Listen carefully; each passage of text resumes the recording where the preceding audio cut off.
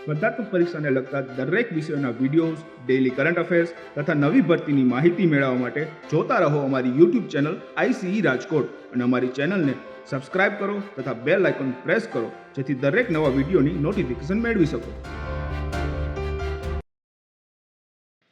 નમસ્કાર વિદ્યાર્થી મિત્રો, ICE ના YouTube ચેનલ પર આપ સૌનું હાર્દિક સ્વાગત છે. સૌથી પહેલા તો એ જ મિત્રો હું જાહેર કરી દઉં કે જેવી રીતે પહેલા આપણે રેગ્યુલર બેઝ ઉપર ડેઇલી બેઝ ઉપર આપણે કરંટ અફેર્સનું સ્ટડી કરતા હતા, આજથી એ જ બેઝ ઉપર સેમ એ જ રીતે ફરી પાછું કરંટ અફેર્સની શરૂઆત કરેલી છે. એટલે કે ડેઇલી કરંટ અફેર્સ તમે ફરી પાછા ભણવાનો છો. આપ સૌ જાણો છો મિત્રો કે કોરોનાની બીજી લહેર આવી હતી, એની અંતર્ગત મને અને મારા પરિવારને પણ અસર થઈ હતી. તો કોરોનાની આફ્ટર ઇફેક્ટની બધું સોલ્વ કરતા કરતા થોડોક સમય લાગી ગયો. આ સમયગાળા દરમિયાન મિત્રો ઘણા બધા વિદ્યાર્થી મિત્રોની લાગણી જે છે ખાસ અનુભવવા મળી છે. પર્સનલ કોલ, ફેસબુક, વોટ્સઅપ બધા ઉપર વિદ્યાર્થી મિત્રોની કોમેન્ટ, સર ફરી પાછું કરંટ શરૂ કરો, એક્ઝામ આવી રહી છે, નજીકના સમયમાં એક્ઝામ આવશે તો અમારું કરંટ બાકી રહી જશે. તો એ તમામ વિદ્યાર્થી મિત્રોને જણાવી દો મિત્રો કે તમારું કાંઈ છૂટવા નહીં દઈએ. આ સમયગાળા દરમિયાન તમારા જે પણ કરંટ અફેર્સના ઇમ્પોર્ટન્ટ ટોપિક જે છે છૂટેલા છે એને ધીરે ધીરે આપણે સાથે લઈ અને રિકવર કરશું. તો ઇન શોર્ટ એમ કહીશ કે ફરી પાછું જે થોડાક સમયનું ગયેલું કરંટ અફેર્સ છે 2-2.5 મહિનાનું, એ એક એક ટોપિક કવર કરી લેશું એટલે તમારું ક્યાંથી છૂટવાની શક્યતા રહેશે નહીં. અને ફરી પાછા પહેલાની જેમ જ આપણે કરંટ અફેર્સમાં વ્યવસ્થિત મહેનત કરશું. અને હા વિદ્યાર્થી મિત્રો, તમે જાણો છો કે ઓલરેડી આપણે અગાઉ જે કરંટ અફેર્સના લેક્ચર ડેઇલી બેઝ ઉપર રહેલા હતા એમાંથી તમે જુઓ તો કેટલા બધા જ્યાં STI ગઈ, GPSC ગઈમાં ઘણા બધા પ્રશ્નો પૂછેલા હતા. ઇવન RFO ની અંતર્ગત પણ કહેવાય ને કે થોડા ઘણા પ્રશ્ન પાછા જે છે ઈ કરંટ અફેર્સમાંથી અહીં આવી ગયેલા હતા. તો આપણે જે કરંટ અફેર્સની તૈયારી કરીએ છીએ એમાંથી મેક્સિમમ પ્રમાણમાં તમે જો કરંટ અફેર્સના પ્રશ્ન જે છે એક્ઝામમાં પૂછાઈ રહ્યા છે, તો આપણે એવી જ કહેવાય ને કે સેમ ટુ સેમ એ પેટર્નથી અને એનાથી વધારે પણ હજી વધારે ડીપમાં અને પરીક્ષાલક્ષી વસ્તુને આપણે ધ્યાનમાં રાખી અને જે પણ એક્ઝામમાં પૂછાય છે એ મુજબ જ આપણે કરંટ અફેર્સની તૈયારી ફરી શરૂ કરવાના છીએ. તો મિત્રો શરૂ કરીએ તો આજનો પ્રથમ ટોપિક, સૌથી પહેલા તો આપણે ટોપિકનું લિસ્ટ જોતા હતા ને, તો આજનો પ્રથમ ટોપિક રહેલો છે COVID-19 ડેલ્ટા પ્લસ વેરિયન્ટ. સૌથી પહેલા તો આ ડેલ્ટા પ્લસ વેરિયન્ટ શું છે, ડેલ્ટા વેરિયન્ટ શું છે, આ વેરિયન્ટ શું છે, તો આ તમામ વસ્તુનો અભ્યાસ કરવાનો છે. સેકન્ડ છે Gujarat International Maritime Arbitration Centre, એની સ્થાપના થયેલી છે. તો સેને લઈને છે ભાઈ શું ઇમ્પોર્ટન્ટ છે, આ સેન્ટરનું કાર્ય શું હશે અથવા વિશ્વમાં કયા સેન્ટર રહેલા છે કે નહીં, એની ચર્ચા વિચારણા કરવાના છીએ. ત્રીજો અગત્યનો ટોપિક રહ્યો છે મિત્રો Indian naval ship INS Vikrant, પ્રથમ સ્વદેશી વિમાનવાહક જહાજ, જો વિમાનનું વહન કરનારું જહાજ, અને પ્રથમ સ્વદેશી રીતે ડેવલપ્ડ. તો ઓલરેડી અત્યારે બીજું એક રહેલું છે, તો એ કયું છે, એનું નામ શું છે, તો એની વાત કરવાના છીએ. અને ચોથો અગત્યનો ટોપિક રહ્યો છે મિત્રો 2020માં જે નવીનીકરણીય ઉર્જા રહેલી છે એના ઉત્પાદન ખર્ચ ઉપર એક INRA રિપોર્ટ આવેલો છે, તો એના ઉપર આપણે વાત કરવાના છીએ. તો શરૂ કરીએ મિત્રો. તો પ્રથમ ટોપિક આપણો રહેલો છે COVID-19 ડેલ્ટા પ્લસ વેરિયન્ટ. તો તાજેતરમાં કેન્દ્રીય આરોગ્ય અને પરિવાર કલ્યાણ મંત્રાલય એટલે કે union ministry of health and family welfare.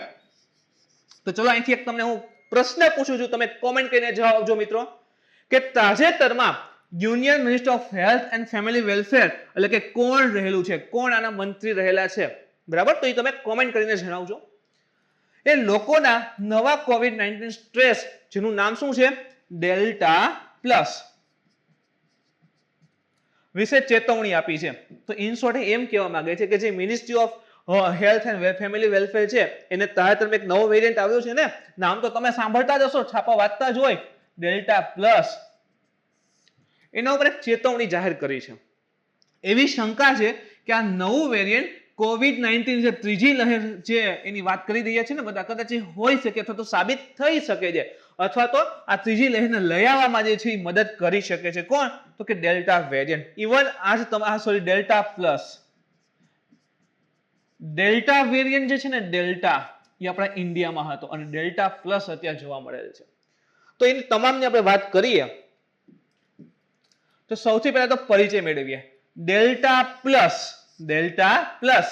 B16721AY1 code છે, અથવા તો પૂછેલો પ્રશ્ન છે SARS-CoV-2, SARS-CoV-2 એક કોરોના વાયરસનું નવું સ્વરૂપ છે. આપણે જાણીએ, તમને યાદ હોય ને તો અંદાજિત 2019 ના ડિસેમ્બર-નવેમ્બરમાં ઇન્ડિયામાં પહેલો કેસ આઈ થિંક નોંધાણો હતો. તો ત્યારે માત્ર કોરોના હતો. એના પછી વાયરસ પોતે જેમ ફેલાતો ગયો ને એમ વાયરસ પોતાની પ્રકૃતિમાં પરિવર્તન લાવતો ગયો અને પોતાની પ્રકૃતિમાં પરિવર્તન આવતો લાગ્યો. એના મુજબ એના અલગ અલગ નામ પડ્યા હતા. તો શરૂઆતમાં માત્ર કોરોના વાયરસ હતું, જેને આપણે કોરોના વાયરસ ડિઝીઝ, કોવિડ નું ફૂલ ફોર્મ તો કોરોના વાયરસ ડિઝીઝ 19માં ઇન્ટ્રોડ્યુસ થયો હતો, એટલે 19 એવું નામ આપેલું હતું. તો આ SARS-CoV-2 એક કોરોના વાયરસનું એક સ્વરૂપ રહેલું છે. ડેલ્ટા પ્લસ આજે જે આપણે કહીએ છીએ ને ડેલ્ટા પ્લસ, એ શું છે તો કે SARS-CoV-2 જે વાયરસ છે કોરોનાનો એનું જ એક અપડેટ સ્વરૂપ રહેલું છે. જે વાયરસ ડેલ્ટા સ્ટ્રેન માં પરિવર્તનને કારણે બન્યું છે. જો તમને કીધું ને કે એક હતું SARS-CoV-2, સૌથી પહેલા કોવિડ, પછી એને જ અપડેટ SARS-CoV-2, એમાંથી ડેલ્ટા વેરિયન્ટ અને એમાંથી ડેલ્ટા પ્લસ વેરિયન્ટ. તો જે ડેલ્ટા વેરિયન્ટ હતો એની અંતર્ગત પરિવર્તનને કારણે ડેલ્ટા પ્લસ વેરિયન્ટ જે છે એ ઇન્ટ્રોડ્યુસ થયો છે. ટેકનિકલ રીતે તે ખરેખર SARS-CoV-2 ની આગામી પેઢી છે. કીધું ને કે વાયરસ જેમ ફરશે ને, બીજી લહેરમાં તમે જુઓ કેટલી જગ્યાએ વાયરસ ફર્યો, લગભગ એક એવી સોસાયટી નહીં જોવા મળે કે આખી સોસાયટીમાં એક વાયરસ ન આવ્યો હોય, એક એવી શેરી જોવા નહીં મળે કે એ શેરીમાં વાયરસ નહીં આવ્યું હોય. જો હું સાચો હોય તો તમે કોમેન્ટ કરજો એકવાર મિત્રો. લગભગ અને બધી રીતે ફેમિલીને તોડી નાખેલા છે. આપણે સૌ જાણીએ છીએ આ વસ્તુને. ચાહે વિદ્યાર્થી લઈ લો તો વિદ્યાર્થીને ઓનલાઈન એજ્યુકેશન આવી ગયું, પરીક્ષાઓ આગળ પાછળ કરી નાખી છે, બરાબર. ફેમિલીમાં તમે જો ધંધાની દ્રષ્ટિએ બધી રીતે જે છે બધા લોકોને જે છે ઇફેક્ટ આપે. જો હું સાચો હોય તો મિત્રો કોમેન્ટ કરજો. તો જો આ જે એક SARS-CoV-2 છે એની જ નેક્સ્ટ જનરેશન, આગામી પેઢી એ શું સાબિત થઈ? ડેલ્ટા અને એનાથી ડેલ્ટા પ્લસ વેરિયન્ટ. ડેલ્ટાના આ મ્યુટન્ટ એટલે કે જે આપણે કીધું ને કે આ પરિવર્તન આવે છે, એની સૌપ્રથમ ખબર માર્ચ 2021માં યુરોપમાં જે છે પડી હતી. ડેલ્ટાનો જે નવો વેરિયન્ટ કહીએ ને આપણે, વેરિયન્ટ અથવા તો જે નવો મ્યુટન્ટ છે એની સૌપ્રથમ ખબર ક્યાં પડી? તો કે સૌપ્રથમ ખબર માર્ચ 2021માં એ પણ યુરોપમાં પડી હતી. ડેલ્ટા વેરિયન્ટ પહેલીવાર, જો આમાં વાત કરે છે ડેલ્ટા પ્લસ ની, જે આપણે કીધું ને કે સૌથી પહેલા ડેલ્ટા અને એનાથી જે છે ભાઈ ડેલ્ટા પ્લસ. તો ડેલ્ટા પ્લસ સૌથી પહેલા ક્યાં મળ્યો? કે માર્ચ 2021માં યુરોપમાં મળી ગયો હતો. અને જે ડેલ્ટા વેરિયન્ટ છે, ડેલ્ટા વેરિયન્ટ પહેલી વાર છે ને ફેબ્રુઆરી 2021માં આપણા ઇન્ડિયામાં મળેલો હતો. એટલે ભેગું ના થઈ જાય. ડેલ્ટા વેરિયન્ટ તો કે ઇન્ડિયામાં અને ડેલ્ટા પ્લસ વેરિયન્ટ તો યુરોપમાં. એટલે ભેગું ના થઈ જાય. ખાસ જોજો કે ભાઈ ડેલ્ટા પ્લસ છે યુરોપમાં પ્રથમવાર મળેલો હતો, જે આખરે આખી દુનિયા માટે એક મોટી સમસ્યા બની ગઈ. તો જે ફેબ્રુઆરી 2021ની અંતર્ગત ઇન્ડિયામાં જે ડેલ્ટા વેરિયન્ટ મળેલો હતો, આજે ડેલ્ટા પ્લસ બની ગયો છે અને આજે દુનિયા માટે ફરી કદાચ હવે વેક્સિનેશનના પ્રોગ્રામની ધીમા ચાલે છે અથવા તો કાંઈ પણ પ્રોબ્લેમ છે, લોકો જાગૃત થઈને વેક્સિન નથી લેતા તો ખતરનાક સાબિત થઈ શકે છે. જો કે ડેલ્ટા પ્લસ વેરિયન્ટ હાલમાં દેશમાં નાના વિસ્તારો પૂરતો જ મર્યાદિત જોવા મળેલ છે. ડેલ્ટા વેરિયન્ટ આપણે જાણીએ કે ભાઈ આ ફેબ પછી માર્ચ એપ્રિલ મે માં વ્યવસ્થિત એવા કેસો આવેલા હતા અને હવે ધીરે ધીરે ઘટાડો જોવા મળી રહ્યો છે. અને એના પછી જે ડેલ્ટા પ્લસ વેરિયન્ટ છે હાલ અત્યારે તમે જો તો તમે ન્યૂઝપેપર ડેલી ફોલો કરતા હશો તો કે ભાઈ દેશના કેટલાક સીમિત વિસ્તારમાં જ છે, આખા દેશમાં ફેલાયેલો છે નહીં. એનું એક મોટું કારણ એ પણ છે કે મિત્રો દેશની અંતર્ગત અત્યારે તમે જો વિશ્વના જે ટોપના કન્ટ્રી છે વેક્સિનેશનનો પ્રોગ્રામ સૌથી ઝડપે ચાલે છે, એમાં આપણું ઇન્ડિયા ખૂબ જ આગળ છે. ઇન્ડિયાની અંતર્ગત ઘણા બધા લોકો હવે જાગૃત થઈ વેક્સિન લઈ લે છે. તો એનાથી શું થાય છે કે ભાઈ એના બોડીની અંતર્ગત કોરોના વાયરસને લડવાની શક્તિ આવી જાય, એન્ટીબોડી ક્રિએટ થઈ જાય, તો એને જે છે આ પ્રકારના વેરિયન્ટની અસર એકદમ મામૂલી આવી શકે અથવા તો ન આવી શકે છે. તો એ મોટો ફાયદો રહેલો છે. તે મોનોક્લોનલ એન્ટીબોડી કોકટેલ. હવે એમ થાય કે આ ભયાનક શબ્દ શું છે? કોકટેલ એટલે શું થાય? ખબર પડી જાય, મિશ્રણ હોય એક પ્રકારનું. તો મોનોક્લોનલ એન્ટીબોડી, આ મોનોક્લોનલ એન્ટીબોડી છે ને એ અલગ અલગ બે પ્રકારના આપણા બોડીમાં બે અલગ અલગ પ્રકારના એન્ટીબોડી જોવા મળે છે, એનું મિશ્રણ છે. હવે પર્ટિક્યુલરલી કયા કયા એન્ટીબોડી છે એટલું ડીપમાં નથી જવાની જરૂર. G1-0 એ ટાઈપના આવતા હોય છે. તો આપણા બોડીમાં અલગ અલગ બે પ્રકારના એન્ટીબોડી રહેલા છે, બરાબર, આ એની વાત કરી છે. તો તે મોનોક્લોનલ એન્ટીબોડી કોકટેલ સામે પ્રતિરોધક છે, એટલે કે આ ડેલ્ટા પ્લસ જે વેરિયન્ટ છે એ આની સામે પ્રતિરોધી છે, એની સામે લડે છે. તે એક નવો વેરિયન્ટ હોવાથી તેની તીવ્રતા હજી પણ અજ્ઞાત છે. ભાઈ નવો વેરિયન્ટ છે ને, એ નવો વેરિયન્ટ છે, હજી કેટલા અંશે ભયાનક એની અસર હોઈ શકે છે એ હજી માલુમ નથી પડી, હજી એકદમ સીમિત વિસ્તારમાં રહેલો છે. અને કદાચ એવું પણ બની શકે કે ડેલ્ટા વેરિયન્ટ કરતા એની ઇફેક્ટ ઓછી પણ હોય, અથવા તો ઇફેક્ટ ના આવે. શું કામે? રસીકરણને કારણે. તેના લક્ષણોમાં શું છે ડેલ્ટા પ્લસના વેરિયન્ટમાં? તો કે માથાનો દુખાવો છે, ગળામાં દુખાવો છે, નાકનું વહેવું છે અને તાવ. તો આ 4 ફેક્ટર સમાવેશ રહેલા છે. WHO વર્લ્ડ હેલ્થ ઓર્ગેનાઇઝેશન આ ડેલ્ટા વેરિયન્ટના ભાગરૂપે આ વેરિયન્ટને ટ્રેક કરી રહી છે. અને સૌથી પહેલા ડેલ્ટા હતો ને આપણે ઇન્ડિયામાં ફેબ 21માં, પછી ડેલ્ટા પ્લસ યુરોપમાં જોવા મળ્યો અને અત્યારે છે વિશ્વના ઘણા બધા દેશની અંદર જોવા મળી રહ્યો છે. તો આ ડેલ્ટા વેરિયન્ટના ભાગરૂપે WHO આને ટ્રેક કરે છે અને તેને વધારાના મ્યુટેશન સાથે ગંભીરતાથી ઇવન લઈ પણ રહી છે કે કદાચ આમાં હજી કંઈક અપડેટ આવે અથવા તો નવું કંઈક સ્વરૂપ જનરેટ થાય તો કદાચ ભયાનક પણ સાબિત થઈ શકે. સંક્રમકતાની વાત કરીએ તો આ એક પ્રકારનું તમે જુઓ ને કે 417N નામનું એક સ્પાઇક પ્રોટીન જે છે એમાં ઉત્પરિવર્તનથી થયું હતું. તો સંક્રમકતા એટલે કે શું કહેવા માંગે છે કે K417N નામનું એક સ્પાઇક પ્રોટીન છે. સ્પાઇક પ્રોટીન કોરોના માટે હોય અને આ સ્પાઇક પ્રોટીનનું વધારે ડિસ્કશન ફૂલ ડીપમાં મેં અગાઉ જે કોરોના વાયરસ ઇન્ટ્રોડ્યુસ થયો હતો ત્યારે જે માહિતી મળી હતી એ વખતે લીધેલું હતું. પણ સ્પાઇક પ્રોટીનના ઉત્પરિવર્તનમાં જે પરિવર્તન થયું છે એના કારણે આ 417 નામનું સ્પાઇક પ્રોટીનમાં એના કારણે આની સંક્રમકતા જે છે વધી રહી છે. જે અગાઉ દક્ષિણ આફ્રિકામાં ઓળખવામાં આવેલા જે બીટા વેરિયન્ટ હતો એમાં પણ મળી હતી. હવે જો સમજો આપણે ઇન્ડિયામાં વેરિયન્ટ મળ્યો ડેલ્ટા, પછી સાઉથ આફ્રિકામાં જે વેરિયન્ટ હતો નામ એનું હતું બીટા વેરિયન્ટ. તો અત્યારે જે ડેલ્ટા વેરિયન્ટ આપણે ઇન્ડિયા ડેલ્ટા અથવા ડેલ્ટા પ્લસ વેરિયન્ટ જે મળી રહ્યો છે એના જે સ્પાઇક પ્રોટીનમાં જે ફેરફાર હતા ને એ ક્યાંક ને ક્યાંક આ બીટા વેરિયન્ટ હતા ને સાઉથ આફ્રિકામાં એને કંઈક મળતા આવેલા છે. સ્પાઇક પ્રોટીનનો ઉપયોગ SARS-CoV-2 દ્વારા કરવામાં આવે છે. એટલે કે કોરોના વાયરસ જે રહેલ છે, કોરોનાના વાયરસ જે રહેલ છે, આ વાયરસ દ્વારા આ સ્પાઇક પ્રોટીનનો ઉપયોગ કરવામાં આવે છે જે COVID-19 વાયરસનું કારણ બને છે. કીધું ને ભાઈ આ સ્પાઇક પ્રોટીનનો કોરોનાના જે વાયરસ છે એ સ્પાઇક પ્રોટીનનો યુઝ કરે છે આખા બોડીમાં ફેલાવવા માટે તથા યજમાન કોષમાં પ્રવેશ કરે છે. યજમાન કોષ એટલે આપણી જે કોશિકાઓ હોય એને પ્રવેશ કરવા માટે આ સ્પાઇક પ્રોટીન જે રહેલું છે એનો યુઝ કરે. કોણ? તો કે કોરોનાના વાયરસ. ભાઈ કોરોનાના વાયરસ. તો ક્યારેક આવો પ્રશ્ન પોસિબલ છે કે મનુષ્યની કોશિકાઓમાં અથવા તો કોષોમાં પ્રવેશ માટે કોરોના વાયરસ એનો યુઝ કરતા હોય છે, સામાન્ય રીતે સ્પાઇક પ્રોટીનનો ઉપયોગ કરે છે. કેટલાક વૈજ્ઞાનિકોને ડર છે કે આ ડેલ્ટા વેરિયન્ટ્સની અન્ય હાલની લાક્ષણિકતાઓ સાથે મળીને આ સંયુક્ત ઉત્પરિવર્તન તેને વધુ એટલે કે પરમિએબલ બનાવી શકે છે. કે હજી કદાચ આમાં અપડેટ હજી અને ફેરફાર આવે તો હજી કદાચ આ મુશ્કેલ સાબિત થઈ શકે છે. કેટલીક ચિંતાઓની વાત કરીએ એની સાથે ડેલ્ટા પ્લસ COVID-19 મ્યુટેશન સામે રસીઓની અસરકારકતા ચકાસવા માટે ભારત અને વૈશ્વિક સ્તરે અનેક અભ્યાસો ચાલી રહ્યા છે. જેમ કે આપણે જો ઇન્ડિયામાં કોવિશિલ્ડ છે, કોવેક્સિન છે,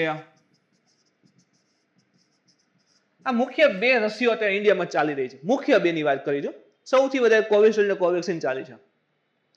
તો આ જે રસી આપે છે એની સામે આ જે નવો વેરિયન્ટ જે છે એની અસરકારકતા કેટલી છે, જેને આ બંને આ રસીના ડોઝ લઈ લીધા છે તો એને જે છે આ ડેલ્ટા પ્લસ ની વેરિયન્ટની ઇફેક્ટ કેટલીક આવે છે તો એ ચકાસવા એટલે ભારત અને વૈશ્વિક સ્તરે એની જે છે અભ્યાસો ઇવન ચાલી રહ્યા છે ડેલ્ટા પ્લસના વેરિયન્ટ સામેના.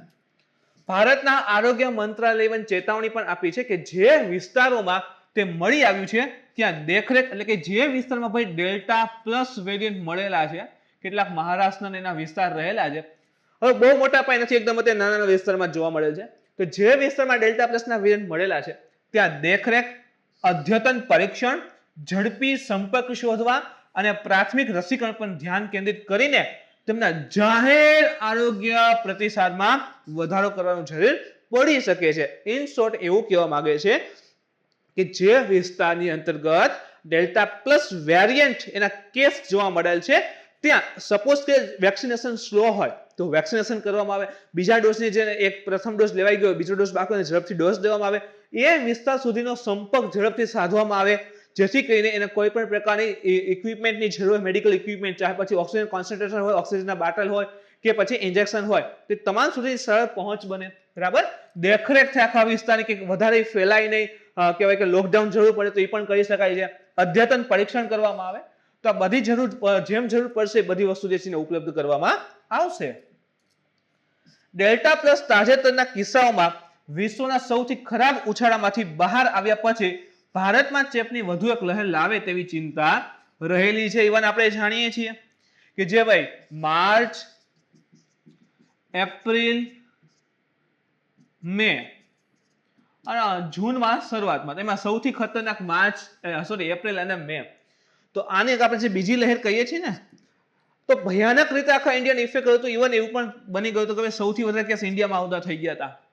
તમે જુઓ ડેલીના 8-9 હજાર કેસ ગુજરાત ખાલી, બરાબર, આ સ્તર ઉપર પહોંચી ગયેલ હતું.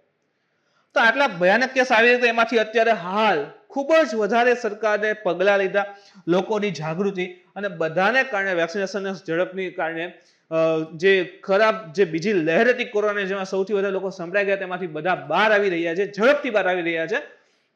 તો હવે આ હજી તો સ્ટેજ પૂરું થયું છે અથવા તો કહેવાય કે એમાંથી બહાર નીકળી રહ્યા છીએ ત્યાં જ પાછો એક ભારત માટે ચિંતા છે કે ફરી પાછો કદાચ નવો ચેપ લઈને ના આવે. અત્યાર સુધીમાં માત્ર 4% થી વધુ ભારતીયોને સંપૂર્ણ રસી આપવામાં આવી છે. શા માટે એવું કીધું કે મોટો ચેપ લઈને ના આવે? જો ક્યાંક ને ક્યાંક એમાં જનજાગૃતિની જરૂર છે. હાલ સુધી ભારતમાં માત્ર 4% થી વધુ ભારતીયોને સંપૂર્ણ રસી આપવામાં આવી છે, એટલે કે રસીના બંને ડોઝ આપવામાં આવેલા છે. અને અત્યાર સુધીમાં લગભગ 18%એ એક ડોઝ લીધેલો છે. તો 136 કરોડમાંથી 18%એ સિંગલ ડોઝ લીધેલો છે તથા 4% લોકોએ એના બંને ડોઝ જે છે કમ્પ્લીટ કરેલા છે. તો હજી આ જો વેક્સિનેશનનો કાર્યક્રમ ફૂલ સ્પીડમાં ચાલશે, બરાબર, તો આની સામે લડી શકાય એની પૂરેપૂરી સંભાવના જણાઈ રહી છે. હવે વાયરસના વેરિયન્ટ શું હોય છે? વાયરસના પ્રકારોમાં એક અથવા વધુ પરિવર્તનો હોય છે જે તેને અન્ય પ્રકારોથી પ્રચલન દરમિયાન અલગ પ્રચલન જ્યારે ફેલાતો હોય. જેમ કે શરૂઆતમાં મેં તમને કીધું કે ભાઈ સૌથી પહેલા કોવિડ કહેતા આપણે, SARS-CoV-2, બરાબર, પછી તો કે ડેલ્ટા પ્લસ, અહીં તમે જો બીટા સાઉથ આફ્રિકામાં જોયા ને, તો આ મુજબ અલગ અલગ વેરિયન્ટ જેમ વાયરસ ફેલાય છે એમ પોતે વાયરસ ફેલાય એ મુજબ એમ પરિવર્તન આવતું હોય છે. તો એના મુજબ એના નવા વેરિયન્ટ જે છે ક્રિએટ થતા હોય છે. મોટા ભાગના પરિવર્તનો વાયરસ માટે હાનિકારક છે જ્યારે કેટલાક વાયરસ માટે ટકી રહેવાનું સરળ બને. વાયરસ માટે પણ પ્રોબ્લેમ ક્રિએટ થઈ શકે, જેમ કે આ ડેલ્ટા પ્લસ છે એની ઇફેક્ટ ઓછી પણ હોઈ શકે છે, જરૂર નથી વધારે જ હોય, એના ઉપર સંશોધન ચાલી રહ્યા છે. ઓકે, તો ક્યારેક હાનિકારક હોઈ શકે છે અથવા તો કેટલાક કિસ્સામાં એ વાયરસને ટકી રહેવાનું જે છે સરળ બનાવી દેવી કન્ડિશન જે છે ક્રિએટ કરી દે કે વાયરસ જે છે લાંબા સમય સુધી ત્યાં રહી શકે. SARS-CoV-2 એટલે કે કોરોના વાયરસ ઝડપથી વિકસી રહ્યો છે કારણ કે તેને વિશ્વભરના લોકોને વ્યાપક ચેપ લગાવ્યો. હવે આ ચેપી છે, શ્વાસથી એનાથી ફેલાય છે. તો શું થશે કે એક વ્યક્તિના કોન્ટેક્ટમાં આવે છે અથવા તો ચલો કોઈ એક વ્યક્તિને કોરોના થાય છે તો એના ફેમિલીમાં બધા સાથે કદાચ હોય, શરૂઆતમાં ખબર ના પડે, બરાબર, તો શ્વાસોશ્વાસની પ્રક્રિયા છે તો એના મારફતે જે છે આસપાસના વિસ્તારમાં ફેલાઈ શકે, ઝડપથી ચેપ લાગે છે. તો એના પરિભ્રમણના ઉચ્ચ સ્તરનો અર્થ એ છે કે વાયરસમાં ફેરફાર સરળ છે. જો આ બહુ ઇમ્પોર્ટન્ટ વાક્ય છે.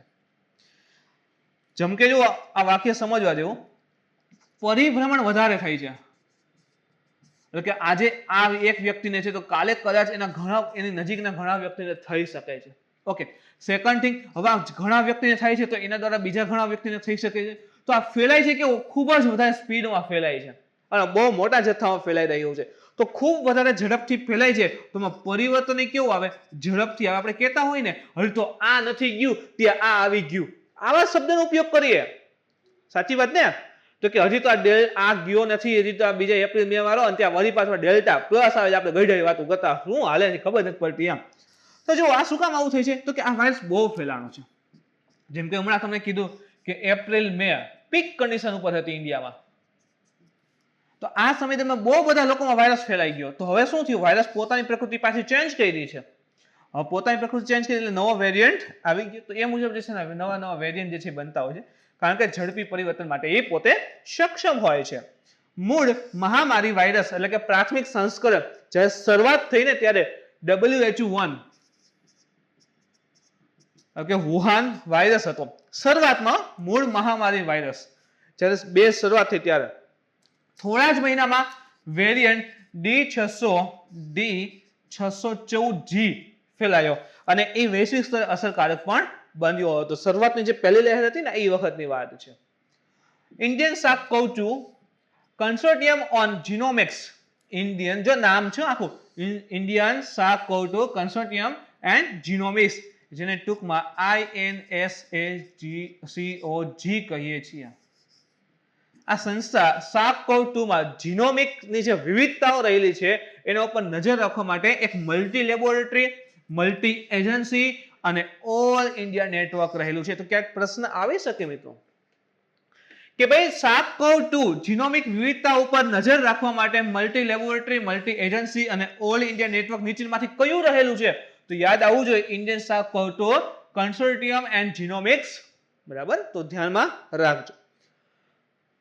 ઇન્ફ્લુએન્ઝા સાથે સંબંધિત તમામ ડેટા, ઇન્ફ્લુએન્ઝા એટલે કે આ કેવી પ્રકારનો આમ શરદી જેવું ને આમ, તો એની સાથે સંબંધિત તમામ ડેટા, તમામ પ્રકારની માહિતી શેર કરવા ઉપર એક વૈશ્વિક પહેલ એની અંતર્ગત છે. ધ્યાનમાં રાખજો, આ ભારતની વસ્તુ છે, ભારતનું નેટવર્ક છે. એ બધી ડેટા ઇન્ફોર્મેશન કલેક્ટ કરે છે. ઓકે, બીજી એક વાત કરીએ વિશ્વની, તો કે ઇન્ફ્લુએન્ઝા સાથે સંબંધિત જે તમામ ડેટા હોય એ શેર કરવા માટે, વહેંચવા માટે તમામ દેશો સાથે એક વૈશ્વિક પહેલ રહેલી છે, global initiative on sharing all influenza data. જો યાદ રાખજો, global initiative on sharing all influenza data, જેને ટૂંકમાં GISAID. એ 2008માં જે છે એ WHO વર્લ્ડ હેલ્થ ઓર્ગેનાઇઝેશન દ્વારા જે છે દેશોના જે જીનોમ સિક્વન્સ છે એ શેર કરવા માટે શરૂ કરવામાં આવેલું એક જાહેર મંચ રહેલું છે. તો જેવી રીતે ઇન્ડિયાએ કેમ શરૂ કર્યું ભાઈ કે ભાઈ જેમાં જીનોમિક સિક્વન્સ, આ જીનોમિક્સમાં જે ચેન્જીસ ને આવી રહ્યા છે એના માટેની ડેટાને મલ્ટી લેબોરેટરી એજન્સી બધું જે કલેક્ટ કરી રાખે છે તે વસ્તુ, એવી રીતે આંતરરાષ્ટ્રીય લેવલ ઉપર 2008 ની અંતર્ગત જે ઇન્ફ્લુએન્ઝા જે રહેલા છે, બરાબર, એની સાથે સંબંધિત તમામ પ્રકારના ડેટા શેર કરવા માટે એક WHO દ્વારા એક પ્રકારના જાહેર મંચનું જે છે આયોજન કરેલું હતું. આ મંચ તમામ પ્રકારના ઇન્ફ્લુએન્ઝા વાયરસ એના સિક્વન્સ, જેમ કે આ કોરોના આપણે કીધું, આ કોરોના વાયરસ એના સિક્વન્સ, એના અલગ અલગ જે કીધા ને સ્વરૂપો, આ SARS-CoV-2 છે, પછી આ ડેલ્ટા છે, બીટા છે, ડેલ્ટા પ્લસ છે, તો એના વેરિયન્ટ્સ માનવ વાયરસ સાથે, માનવ સંબંધિત વાયરસ હોય તો એની સાથે સંબંધિત ક્લિનિકલ અને મહામારી વિજ્ઞાન ડેટા. જો માનવ સાથે સંબંધિત જે પણ વાયરસનો ફેલાવો થઈ રહ્યો હતો એના ક્લિનિકલ એટલે દવાખાનાના ઉપચાર સાથે અને મહામારીનો જે ડેટા હોય, વૈજ્ઞાનિક ડેટા, એ બધો ડેટાને અહીં શેર કરવામાં આવે છે. અને ભૌગોલિક તેમજ એવિયન એટલે કે ઉડતા પક્ષીના આવે ને એમ, અને અન્ય પ્રાણી વાયરસ સાથે સંકળાયેલા પ્રજાતિ વિશિષ્ટ ડેટા આંતરરાષ્ટ્રીય વહેંચીને પ્રોત્સાહન આપે છે. તો ઇન શોર્ટ આ GISAID એટલે કે global initiative on sharing on influenza data મુખ્યત્વે જે કોઈ પણ કશે, ચાહે બર્ડ્સ હોય, પક્ષી હોય, પ્રાણી હોય કે મનુષ્ય હોય, એમાં જે પણ વાયરસ અને વેરિયન્ટ મળી રહ્યા છે એ તમામ ડેટા શેર કરવા માટેનું એક મંચ જે છે પૂરું પાડે છે. એના પછીનો બીજો ટોપિક જોઈએ તો Gujarat International Maritime Arbitration Centre. વાત કરીએ શું છે તો ગુજરાતના GIFT City, first of all GIFT સિટીનું ફૂલ ફોર્મ પણ ખબર હોવી જોઈએ, તો કે Gujarat International Finance Tec City. Gujarat International Finance Tec City. તો ગુજરાતના ગિફ્ટ સિટી ખાતે ગુજરાત મેરીટાઈમ યુનિવર્સિટી અને International Financial Services Centre Authority. યાદ રાખો, એક તો Gujarat Maritime University plus International Financial Services Centre Authority, આ બંને ભેગા કરી એક સમજૂતી કરી, મેમોરેન્ડમ ઓફ અન્ડરસ્ટેન્ડિંગ MOU કરાર, સમજૂતી કરી એના ઉપર એક હસ્તાક્ષર કરવામાં આવી છે. શેને લઈને? તો કે ગુજરાત ઇન્ટરનેશનલ મેરીટાઈમ આર્બિટ્રેશન સેન્ટરની સ્થાપના લઈને. તો આ સમજૂતી કરારનો ઉદ્દેશ્ય ગુજરાત આંતરરાષ્ટ્રીય દરિયાઈ મધ્યસ્થતા કેન્દ્ર, આનું જ ગુજરાતી લખેલું છે, કે ગુજરાત આંતરરાષ્ટ્રીય મેરીટાઈમ એટલે દરિયાઈ, આર્બિટ્રેશન એટલે કે મધ્યસ્થતા, અને કેન્દ્ર GIMAC ની સ્થાપનાનું સમર્થન કરવાનું છે. તો આ બંને ભેગા થઈ એક MOU કર્યું, મેમોરેન્ડમ ઓફ અન્ડરસ્ટેન્ડિંગ, અને વાત કરી કે ભાઈ ગુજરાત આંતરરાષ્ટ્રીય દરિયાઈ મધ્યસ્થતા કેન્દ્ર જે છે ભાઈ એની સ્થાપના કરવામાં આવશે. તો મધ્યસ્થતા કેન્દ્ર વિશે આપણે માહિતી મેળવી કે હોય છે શું, સ્થાપના કરશે કેન્દ્ર, પણ એમાં હોય છે શું એમ. તો તે દરિયાઈ અને શિપિંગ છે. તો જો ખાસ ઇમ્પોર્ટન્ટ જો એ શબ્દને યાદ રાખજો. અહીં મધ્યસ્થતાની વાત છે તો ક્યાં, તો કે દરિયાઈ પ્લસ શિપિંગ, આ જહાજ હોય ને એની સાથે સંકળાયેલ વિવાદ જે રહેલા છે એમાં મધ્યસ્થની કાર્યવાહીનું સંચાલન કરવા માટેનું દેશનું આ પ્રકારનું આ પ્રથમ કેન્દ્ર હશે. હવે એમ લીધું તો અત્યાર સુધી શું કે મધ્યસ્થતા કરતા હતા મિત્રો, મધ્યસ્થતા કરવાના સેન્ટર હતા, પણ એ માત્ર અથવા તો ખાલી ને ખાલી આ દરિયાઈ અને શિપિંગ ઉપર ફોકસ હોય એવું નહીં. જેમ કે એક એબીસી નામનું સંસ્થા હોય તો એ માત્ર દરિયાઈ અને શિપિંગ ઉપર ફોકસ ના કરતી, ઘણા બધા અલગ અલગ પ્રકારના કેસને બધાને સોલ્વ કરવા મદદ કરે, મધ્યસ્થતા કરે. આ કેવી વાત છે, આ ગુજરાત આંતરરાષ્ટ્રીય દરિયાઈ મધ્યસ્થતા કેન્દ્ર માત્ર દરિયાઈ અને શિપિંગ ઉપર જ મધ્યસ્થતા કરશે. તો એનું ઇમ્પોર્ટન્ટ છે. તો આના ઉપર ફોકસ કરતી આ દેશની પ્રથમ પ્રકારની આવી એક પ્રકારની કેન્દ્ર હશે, સંસ્થા હશે એમ. આર્બિટ્રેશન સેન્ટર એટલે કે મધ્યસ્થતા કેન્દ્ર જે છે એ ગાંધીનગર ખાતે ગુજરાત મેરીટાઈમ બોર્ડ એટલે કે GMB દ્વારા ગિફ્ટ સિટીમાં સ્થાપવામાં આવી રહેલા જે મરીન ક્લસ્ટરનો ભાગ હશે. તો આ ઇમ્પોર્ટન્ટ વાક્ય થઈ ગયું. જે ગિફ્ટ સિટી છે ને આપણું, એમાં મરીન ક્લસ્ટરની સ્થાપના થઈ છે. તો આની અંતર્ગત જ આ કેન્દ્રની જે છે સ્થાપના કરવામાં આવશે.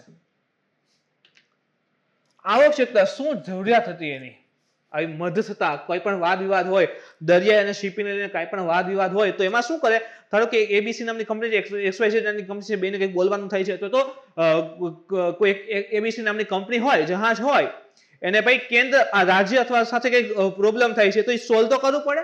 તો બંને વચ્ચે છે મધ્યસ્થતા કરવાનું કાર્ય આ કરશે. તો મધ્યસ્થતા પર ભારતનું ફોકસ, શા માટે મધ્યસ્થતા કરવી વધારે યોગ્ય લાગે એમ, તો કે તાજેતરમાં મધ્યસ્થતા અને સમાધાન સુધારા અધિનિયમ 2021 ને સરકાર દ્વારા સૂચિત કરવામાં આવ્યો છે.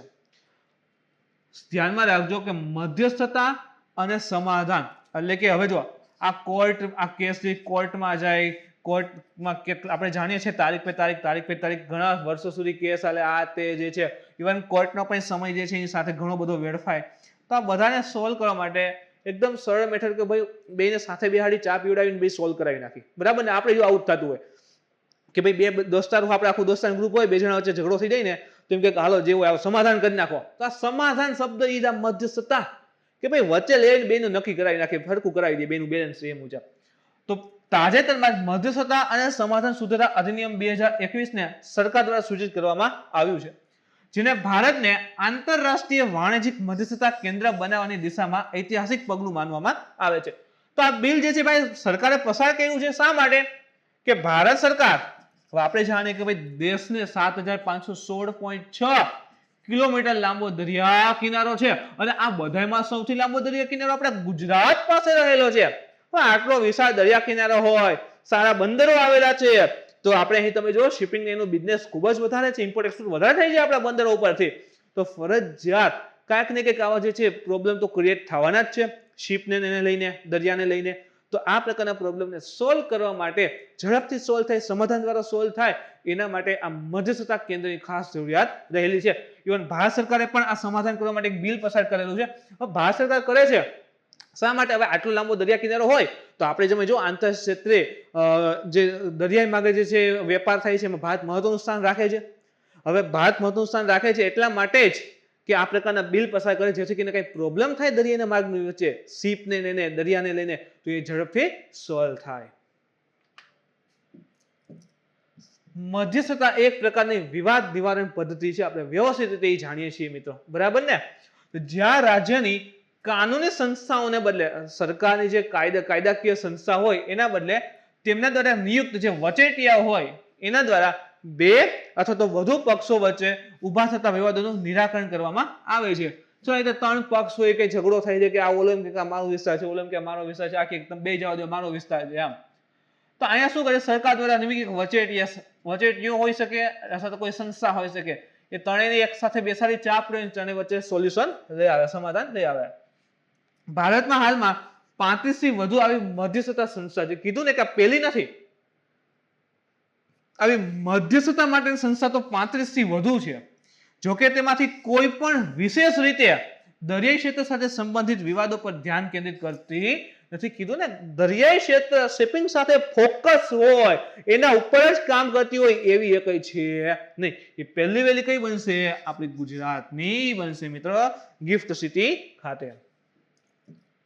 ગુજરાત મેરીટાઈમ ક્લસ્ટર પ્રોજેક્ટના અમલ સાથે રાજ્યમાં દરિયાઈ પ્રવૃત્તિઓ ઝડપથી વિસ્તરી રહી છે અને રાજ્ય વૈશ્વિક દરિયાઈ કેન્દ્ર બનવાની નજીક છે. આપણે જાણીએ, તમે જુઓ અહીં જે છે રોરો ફેરીને બધું ચલાવાય છે ને,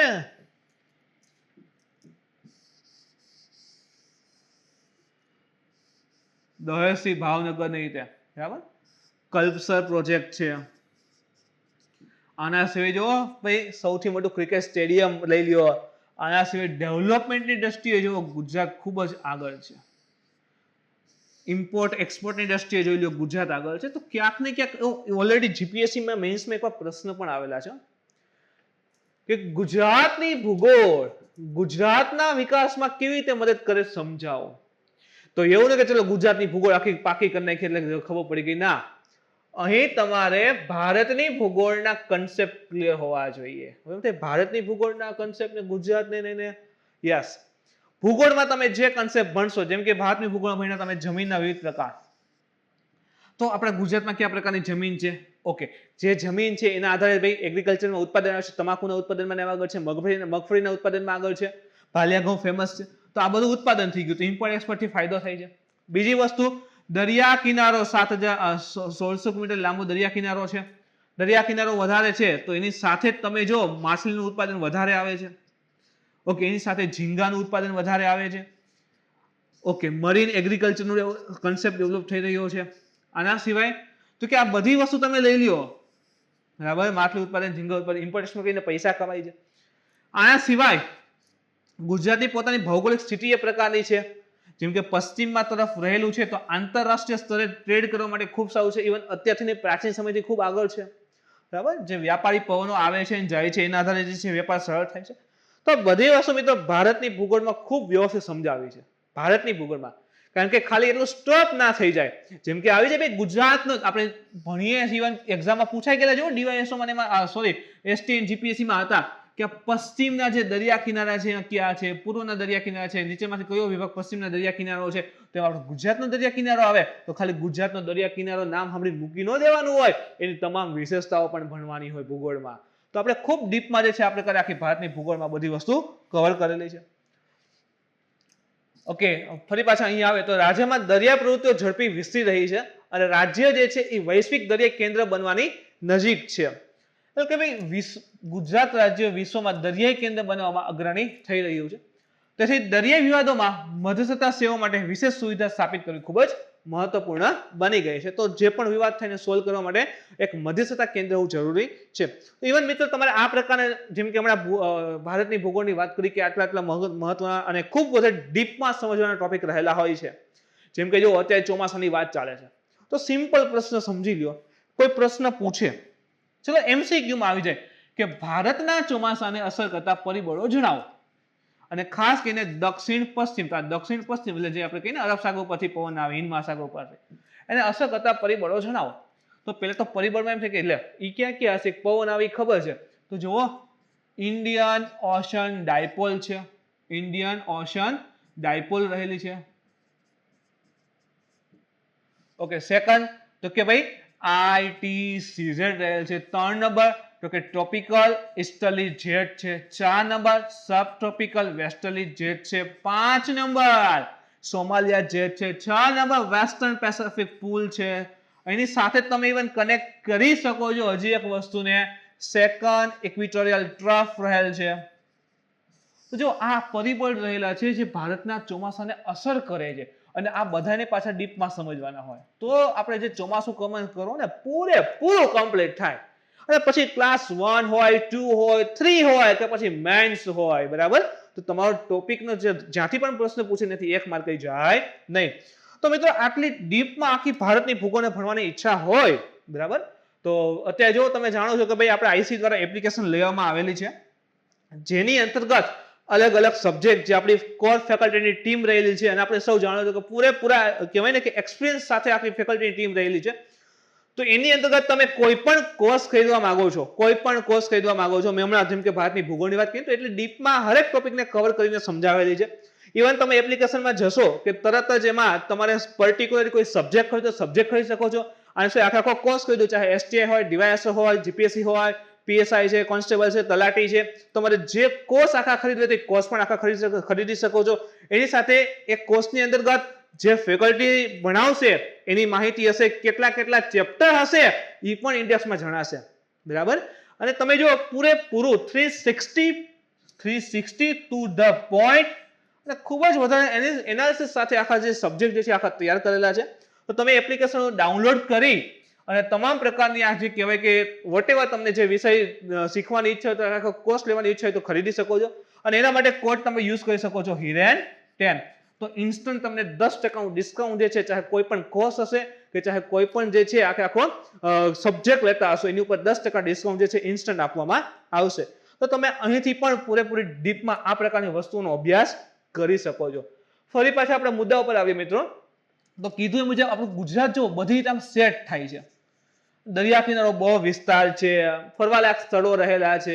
ઇવન તમને ખબર હશે ભાઈ કે હમણાં જાહેર કર્યું કે આપણે જે દ્વારકાના બીચ જે છે એને બ્લુ ફ્લેગ સર્ટિફિકેટ પ્રાપ્ત થયેલા છે, આના સિવાય બીચનું ડેવલપમેન્ટ કરવાના છે. તો પર્યટન દ્રષ્ટિએ પણ હવે આગળ વધી રહ્યું છે.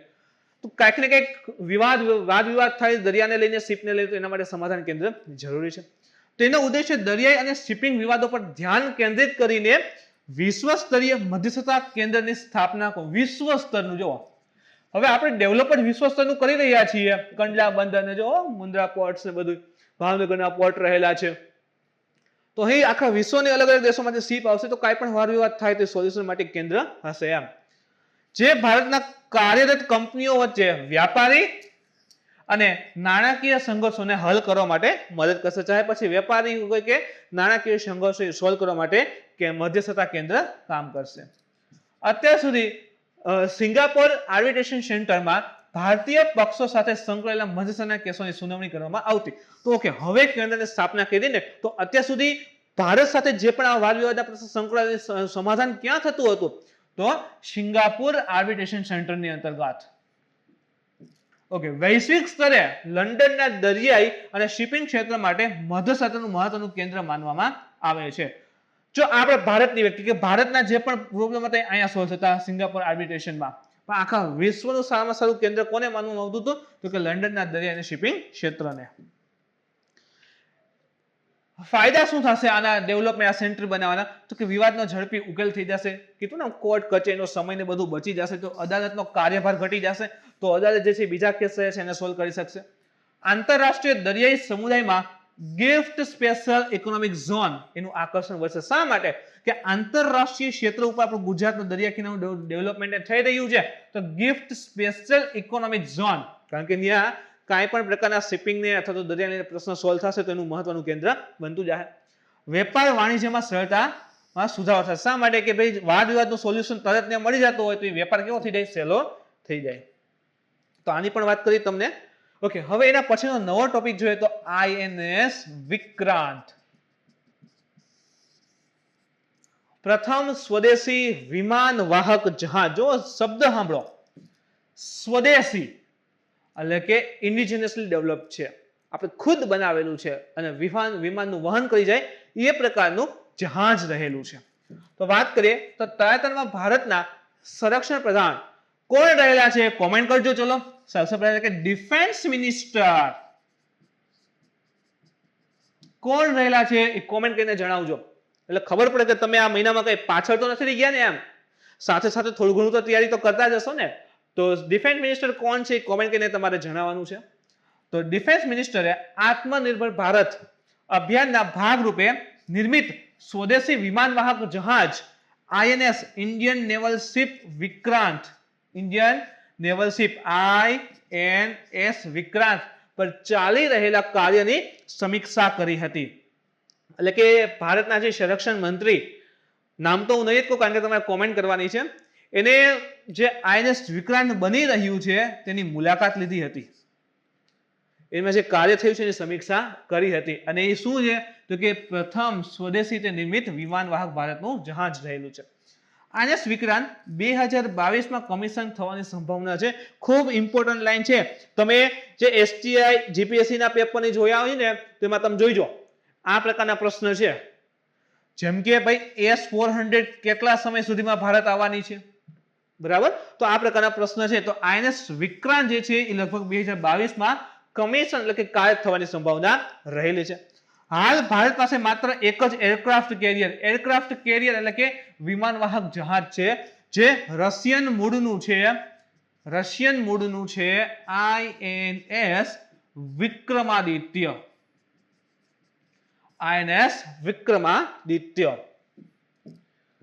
અગાઉ રક્ષા અધિગ્રહણ પરિષદ એટલે કે ડિફેન્સ એક્વિઝિશન કાઉન્સિલ DAC કહેવાય, ડિફેન્સ એક્વિઝિશન કાઉન્સિલ એ પ્રોજેક્ટ 75I હેઠળ ભારતીય નૌકાદળ માટે 6, યાદ રાખજો કેટલા, તો કે ઇન્ડિયન નેવી માટે 6 અદ્યતન સબમરીન માટે પ્રપોઝલ રિક્વેસ્ટ RFP જાહેર કરવાની પણ મંજૂરી આપી હતી. તો ભાઈ પ્રોજેક્ટ 75I શેના માટે છે? આવો પ્રશ્ન પોસિબલ છે. તો ભારતીય નૌકાદળ માટે 6 અદ્યતન સબમરીનના પ્રપોઝલ રિક્વેસ્ટ જારી કરવાની મંજૂરી. તો ભારતીય નેવી માટે 6 અદ્યતન સબમરીન બનાવવા માટેનો પ્રોજેક્ટ 75I રહેલો છે. INS વિક્રાંત ઉપર વાત કરીએ. નૌકાદળના નિવૃત્ત આપણે જાણીએ છીએ ભાઈ વિક્રાંત નિવૃત્ત થયું છે. તો આ નિવૃત્ત પ્રથમ કેરિયરના નામ ઉપરથી જ સ્વદેશી વિમાન વાહક જહાજને વિક્રાંત જે છે નામ આપવામાં આવેલું છે. તો એક નિવૃત્ત થયું એના નામ ઉપરથી જે છે ફરી INS વિક્રાંત જે છે સ્વદેશી એરક્રાફ્ટ કેરિયરનું નામ અપાયું છે. તેમાં 30 વિમાનોનો એર કમ્પોનન્ટ હશે. જો એની કેપેસિટીની બધું આપેલું છે. 30 વિમાનોનો એર કમ્પોનન્ટ હશે જેની અંતર્ગત MiG-29K ફાઇટર જેટ્સ હશે. તો એક નંબર યાદ રાખો MiG-29K fighter jets. Okay, second તો કામો 31 એરબોર્ન હશે અર્લી વોર્નિંગ હેલિકોપ્ટર્સ, બરાબર? કામો 31 એરબોર્ન અર્લી વોર્નિંગ હેલિકોપ્ટર્સ હશે. ત્રીજી વસ્તુ કે ટૂંક સમયમાં સામેલ થનારા MH-60R multi role helicopter. Multi role એટલે કે ભાઈ યુદ્ધ જેવી પરિસ્થિતિ હોય તો એનો ઉપયોગ એ યુદ્ધની જેમ થઈ શકે, પછી આપત્તિ હોય ડિઝાસ્ટર હોય તો એ મુજબ એનો યુઝ થઈ શકે છે. તો કે જે મુજબ જરૂરિયાત હશે એ મુજબ એનો યુઝ થઈ શકે. તો MH-60R મલ્ટી રોલ હેલિકોપ્ટર હશે. અને એના સિવાય સ્વદેશી રીતે અદ્યતન લાઇટ હેલિકોપ્ટર, લાઇટ એટલે કે એકદમ હળવા હેલિકોપ્ટર એમ, એ પણ એમાં સમાવિષ્ટ હશે. તેની મહત્તમ ઝડપની વાત કરીએ તો 30 નોટિકલ માઇલ. પાણીમાં ખબર હોવી જોઈએ નોટિકલ માઇલમાં ઉપાય. તો અહીંથી ત્રીજો એક પ્રશ્ન પૂછું છું મિત્રો કે ભાઈ 1 નોટિકલ માઇલ એટલે ખાલી જગ્યા કિલોમીટર જણાવો. આગળ જોવો તમે ઓલરેડી ડિક્લેર કરી દીધી 17 તારીખે HDO સિનિયર ક્લાર્ક, પછી તો કે STI છે, DYSO છે. તો એમાં જે છે PT ના પ્રશ્નમાં ક્યાંક પૂછી શકે છે આવો પ્રશ્ન 1 નોટિકલ માઇલ એટલે કેટલા કિલોમીટર. તો આની મહત્તમ INS વિક્રાંતની મહત્તમ ઝડપ તમે જો 30 નોટિકલ માઇલ એટલે કે અંદાજિત 55 કિલોમીટર પ્રતિ કલાક હશે. એનું સંચાલન ક્યાંથી થશે તો કે 4 ગેસ ટર્બાઇન હશે એના દ્વારા થશે. સ્વદેશી વિમાન વાહક જહાજ એક વારમાં 18 નોટિકલ માઇલ એટલે કે 32 કિલોમીટર પ્રતિ કલાકની ઝડપે એક સાથે 7500 નોટિકલ માઇલનું જે છે અંતર કવર કરી શકે છે એટલી એની કેપેસિટી રહેલી છે. આ એરક્રાફ્ટ કેરિયરમાં બરાક LRSAM એટલે તો કે યાદ રાખો surface to air missile, Barak long range surface to air missile અને AK-630 સમાવિષ્ટ હશે. ઓલરેડી આપણે જોયા 4 એરક્રાફ્ટ ને હેલિકોપ્ટર ની. આના સિવાય તો કે Barak long range surface to air missile AK-630 હશે. તેમજ એમ્ફીસ્ટાર અને રેન 40L 3D રડાર સેન્સર. હવે ભાઈ જહાજ આમ જતું હોય તો આપણે પ્લેન હેલિકોપ્ટર તો બેસાડી દીધા, પણ અહીં આ જહાજમાંથી એટેક થઈ શકે, મિસાઇલ એટેક, તો એ માટે મિસાઇલ તો જોઈએ ને.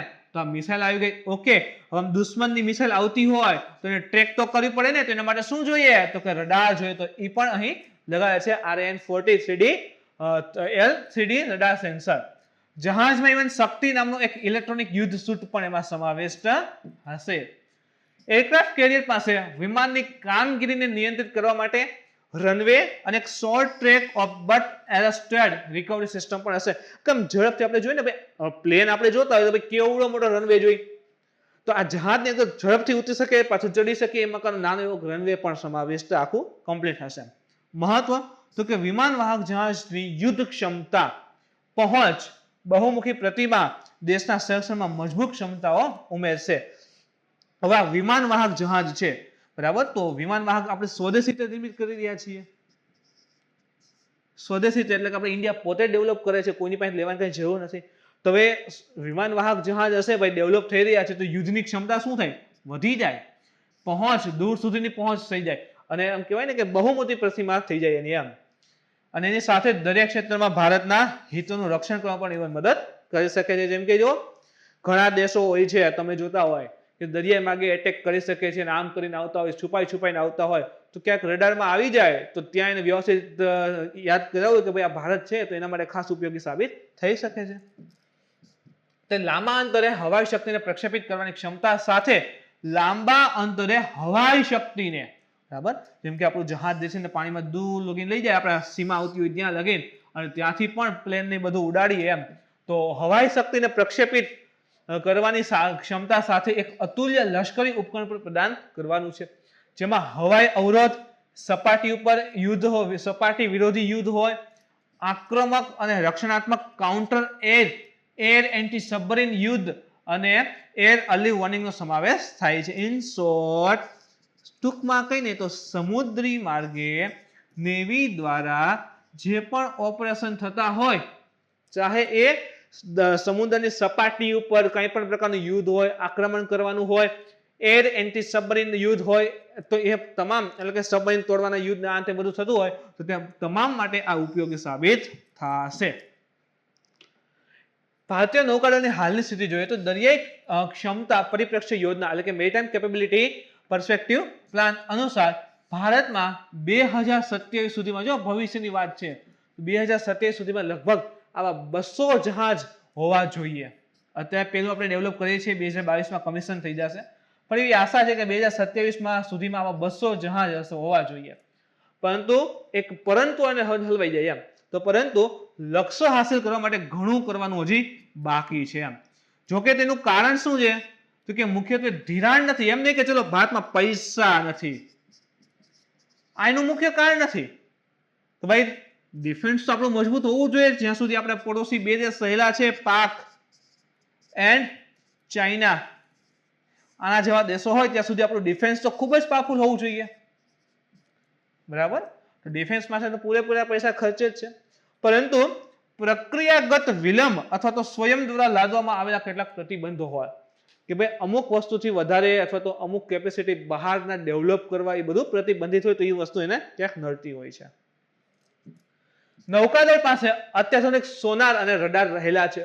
આ ઉપરાંત તેના ઘણા જહાજોમાં સ્વદેશી સામગ્રીનો વધુ જથ્થો વપરાય છે. ઇવન હવે તમે જો આવતું હોય છે આપવામાં કે ભાઈ સ્વદેશી રીતે સબમરીન બનાવ્યું, સ્વદેશી રીતે જહાજ બનાવ્યું, તો સ્વદેશી હેલિકોપ્ટર બનાવ્યું, તો ભાઈ ધીરે ધીરે આપણે ઇન્ડિજિનસ ડેવલપ થઈ રહ્યા છીએ.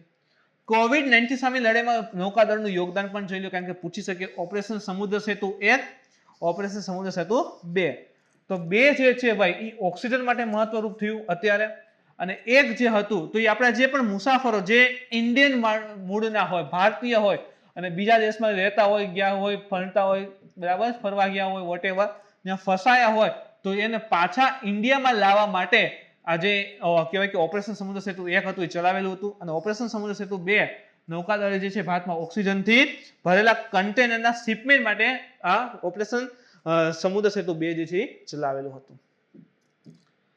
હવે ચોથા ટોપિકની વાત કરીએ તો 2020માં નવીનીકરણીય ઉર્જા ઉત્પાદન ખર્ચ, રિન્યુએબલ એનર્જી એના ઉત્પાદન ઉપર જે ખર્ચ થાય છે એને લઈને એક IRENA દ્વારા એક રિપોર્ટ જે છે જાહેર કરાયો છે. તો તાજેતરમાં જ આંતરરાષ્ટ્રીય નવીનીકરણીય ઉર્જા એજન્સી આંતરરાષ્ટ્રીય નવીનીકરણીય ઉર્જા એજન્સી એને 2020માં નવીનીકરણીય ઉર્જા ઉત્પાદનમાં ખર્ચ ઉપર એક રિપોર્ટ જે છે બહાર પડેલો છે.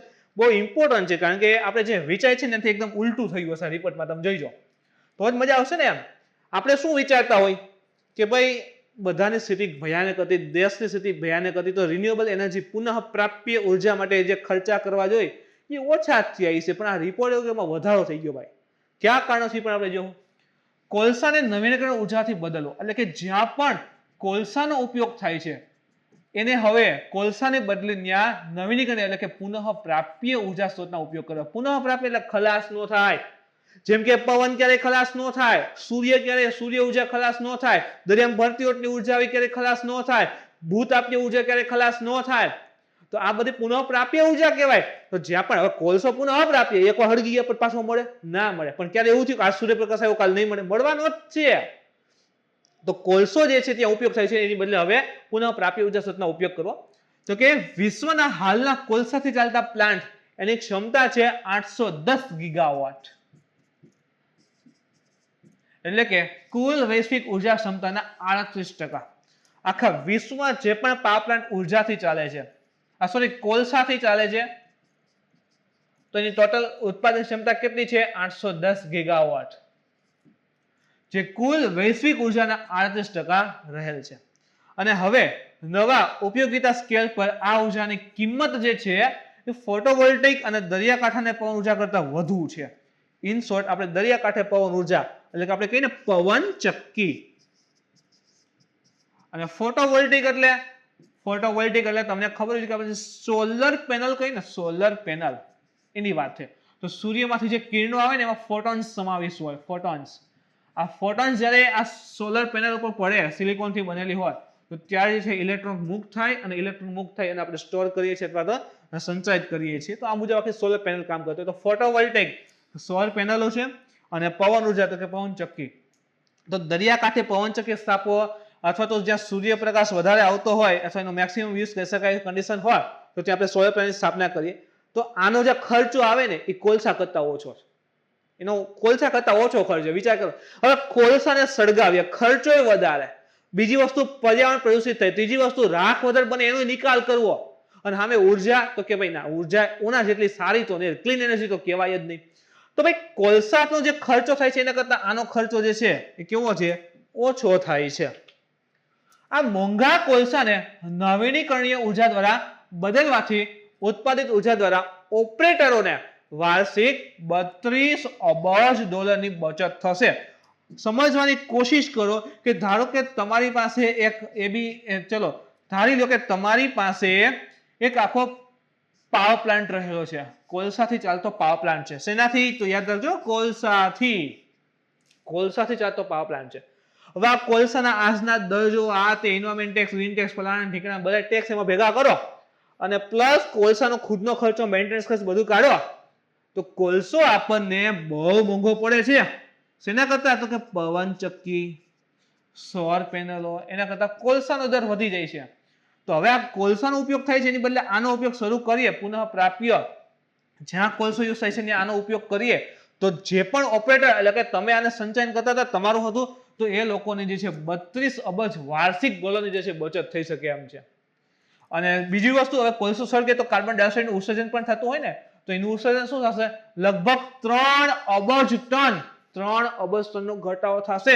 તો જે આપણે ગ્લોબલ વોર્મિંગ કહીએ છીએ એને કંટ્રોલમાં લાવી શકાય, ગ્રીન હાઉસ ગેસીસ જે કહીએ છીએ એને ઘટાડી શકાય છે આ ટેકનિકથી.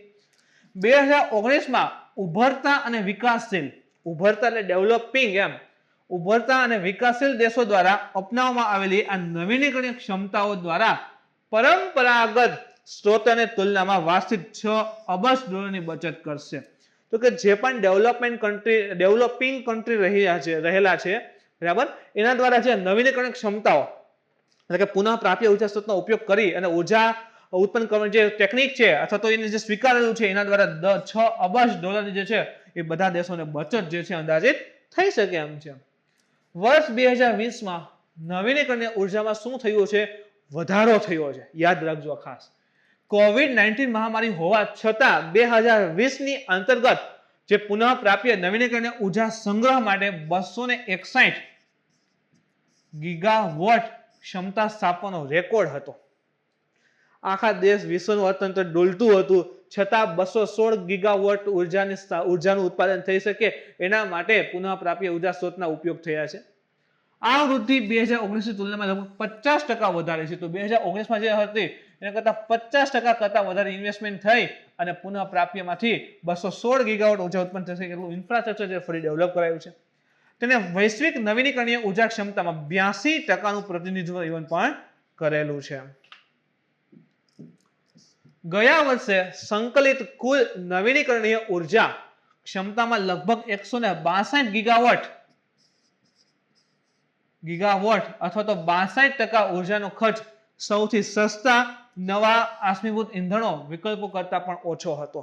સમજો, ગયા વર્ષે સંકુલિત કુલ નવીનીકરણીય ઉર્જા ક્ષમતાનો લગભગ 162 ગીગાવોટ એટલે કે 162 ગીગાવોટનું ઉત્પાદન જે નવીનીકરણીય ઉર્જા દ્વારા થયું છે અથવા તો કુલ ઉર્જાનું 62% એનો ખર્ચો છે એવો એટલે કે સોલર દ્વારા, પવન દ્વારા, બળતી ઉર્જા દ્વારા, પાણી દ્વારા જે પણ ઉપયોગ કર્યા છે પુનઃપ્રાપ્ય એના 62% ઉત્પાદનનો ખર્ચ જે છે એ નવા અશ્મિભૂત ઇંધણના વિકલ્પો કરતા પણ ઓછો છે.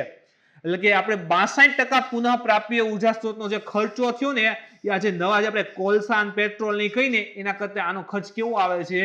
ઓછો આવ્યો છે. 2020માં સંકલિત સ્ત્રોતોમાંથી ઉર્જાના પુરવઠાના ક્રમ જેમ કે એક જીઓથર્મલ એનર્જી આવે. જીઓથર્મલ એટલે કે જ્યાં પણ ગરમ પાણીના કુંડ હોય, ને ત્યાં આખો પ્લાન્ટ સ્થાપિત કરે. સેકન્ડ છે ફોટોવોલ્ટેઇક.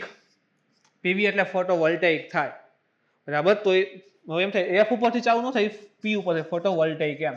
તો તમને કીધું સોલ પેનલની નાની વાત કરી. પવન ઉર્જા છે, હાઇડ્રો ઇલેક્ટ્રિસિટી છે એટલે આમ ધોધ પડતો હોય અહીંયા જે ટર્બાઇન રાખીને ઉત્પાદન કરે. બાયો એનર્જી રહેલી છે, સૌર ઉર્જા છે. તો આ બધા ઉપર ધ્યાન જે છે કેન્દ્રિત કરવામાં આવ્યું છે. વૃદ્ધિના કારણો કયા છે? તો કે 2000 થી 2020 એટલે કે આ 20 વર્ષની વચ્ચે નવીનીકરણીય ઉર્જા ક્ષમતા 3 ગણી વધી ગઈ. એટલે કે 2000ની સાલમાં જેટલી હતી 2020માં એટલે કે આ 20 વર્ષમાં જે રિન્યુએબલ એનર્જી ક્ષમતા જે કેપેસિટી કેટલા ગણી થઈ ગઈ છે? 3 ગણી વધી ગઈ અને તે 754 ગીગાવોટથી વધી અને આજે 2799 ગીગાવોટ થઈ ગઈ છે. 2000 ની સાપેક્ષે 2020માં કુલ કેપેસિટી 3 ગણી થઈ ગઈ.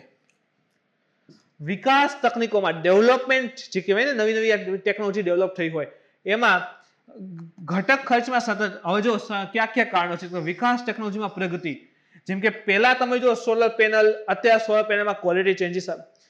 સેકન્ડ થિંગ, સસ્તી પણ થાય છે કારણ કે મટીરિયલ પ્રમાણે ડેવલપ થયા છે. આના સિવાય તો ઉર્જા પણ વધારે ઉત્પાદન થઈ શકે છે. તો ટેકનોલોજીમાં પ્રગતિ. ઘટક ખર્ચમાં સતત ઘટાડો, કીધું ને કે સોલર પેનલ પહેલા કરતા સસ્તી થઈ રહી છે.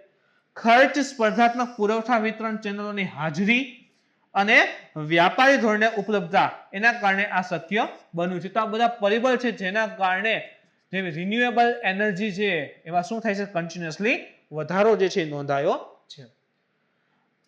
ઓકે, રિન્યુએબલ એનર્જીમાં શું થયો? એનર્જીમાં વધારો થયો, પણ એને લઈને જે ખર્ચ હતો એ શું થયો છે? ઓછો થયો. આપણે કીધું ને કોલસા સાપેક્ષ દરિયા કિનારે પવન ચક્કી જે છે સોલર પેનલ સ્થાપિત સસ્તી પડે છે. શા માટે સસ્તી? ખર્ચ કેમ ઘટે છે એના? તો કે 10 વર્ષ એટલે કે 2010 થી 2020માં કોમર્શિયલ સોલર ફોટોવોલ્ટેઇક, કોમર્શિયલ ઘરે આપણે સ્થાપીએ ને